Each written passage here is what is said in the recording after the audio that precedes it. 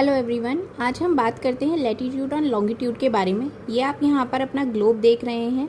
इसमें जो ये ग्लोब को जो 2 पार्ट्स में डिवाइड करती है, ये जो एक रेखा होती है, इसको आप इक्वेटर बोलते हैं या फिर आप बोलते हैं इसको विषुवत रेखा, जो कि ग्लोब को 2 बराबर भागों में बांटती है। इक्वेटर का आसपास का जितना भी आपका टेम्परेचर होता है वो बहुत ज़्यादा हॉट होता है, और अगर देखा जाए इसको हम 0 डिग्री से एक तरीके से मेंशन करते हैं। तो इधर साइड होता है आपका नॉर्थ पोल और दूसरी साइड होता है आपका साउथ पोल। नॉर्थ पोल भी आपका 90 डिग्री होता है और जो आपका साउथ पोल होता है वो भी आपका 90 डिग्री पर ही होता है। जैसे कि यहाँ का जो टेम्परेचर होता है वो बहुत ज़्यादा हॉट होता है, जैसे कि मैंने कहा, तो उसको आप टॉरिड जोन बोलते हैं। उसको आप क्या बोलते हैं? उसको आप बोलते हैं टॉरिड जोन। और वहीं जैसे ही टेम्परेचर ये नॉर्थ की साइड चला जाता है या फिर साउथ की तरफ जाता है, तो यहाँ का जो टेम्परेचर होता है ये बहुत ही ज़्यादा कोल्ड हो जाता है, जिसे आप फ्रिज जोन बोलते हैं,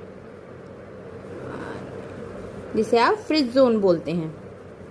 और ये जो ग्लोब पर आप रेखाएं देख रहे हैं, जो आपकी ये रेखाएं हैं, ये लैटीट्यूड में है, ये लॉन्गिट्यूड में है, तो इन रेखाओं को आप बोलते हैं ग्रिड।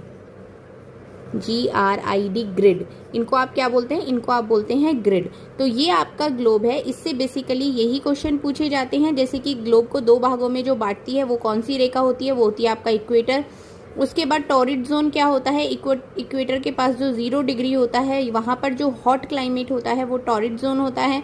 और 90 डिग्री अगर आप नॉर्थ की तरफ जाते हैं या 90 डिग्री आप साउथ की तरफ जाते हैं, तो जो वहाँ का टेम्परेचर मिलेगा आपको वो बहुत ही ज़्यादा कोल्ड मिलेगा, जिसको आप फ्रिज जोन बोलते हैं।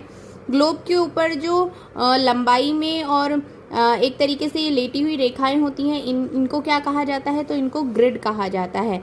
ये बेसिक क्वेश्चंस हैं जो कि ग्लोब से पूछे जाते हैं। Thank you so much.